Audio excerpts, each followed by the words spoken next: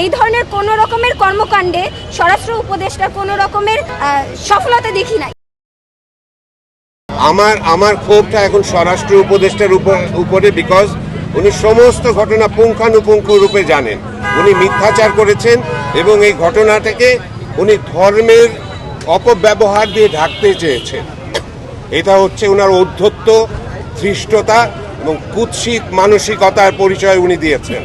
এই জন্য আমি ক্ষুব্ধ। আমি ব্যক্তিগতভাবে তার পদত্যাগ চাই। উনি সমস্ত ঘটনা জানেন। মোহাম্মদপুর থানায় সন্ধ্যা 6টা থেকে রাত 12টা পর্যন্ত কি হয়েছে উনি সব জানেন। তার এমন না যে মেয়ে দুটো ওখানে স্মোক করছে, ওখান দিয়ে যাওয়ার সময় সমস্যা হচ্ছে, আরো বহু মানুষ এখানে স্মোক করে।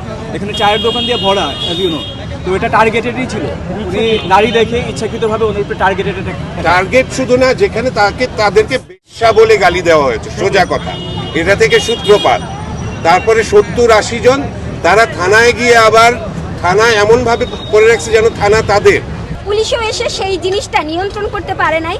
পরবর্তীতে পুলিশের কাছে যাওয়ার পরেও বিষয়টা মানে সালিশি ভাবে মীমাংসা করার জন্যই আমাদেরকে পরামর্শ দেওয়া হচ্ছিল। আমরা জানি যে এই ধরনের সেন্সিটিভ জায়গায় নারীর যে কোনোভাবে একটা মব লিঞ্চিংয়ের মাধ্যমে মানুষের প্রাণও যেতে পারত।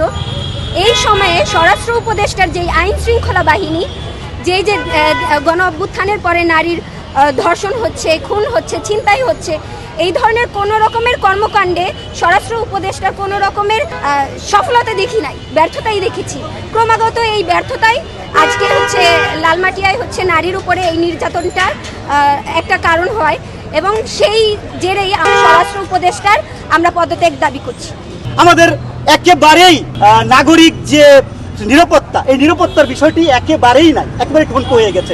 বাসে ধর্ষণ হচ্ছে, খুন হচ্ছে, ডাকাতি হচ্ছে, এটা অহরহ ঘটনা। এমনকি গতকালকে যেটা খবরে আপনাদের মাধ্যমে আমরা যেটা শুনেছি যে লাশবাহী গাড়িতে পর্যন্ত ডাকাতি হয়েছে। কোথায়, কেন এই স্বরাষ্ট্রমন্ত্রী এগুলো কেন? আমরা কি এই অভ্যুত্থান পরবর্তী এরকম বাংলাদেশ চেয়েছিলাম? আমরা মনে করি যে এই আইন শৃঙ্খলার যদি উন্নতি না ঘটে, এই পরিস্থিতি চলতে থাকে, তাহলে দেশ আরো অন্ধকারের দিকে যাবে।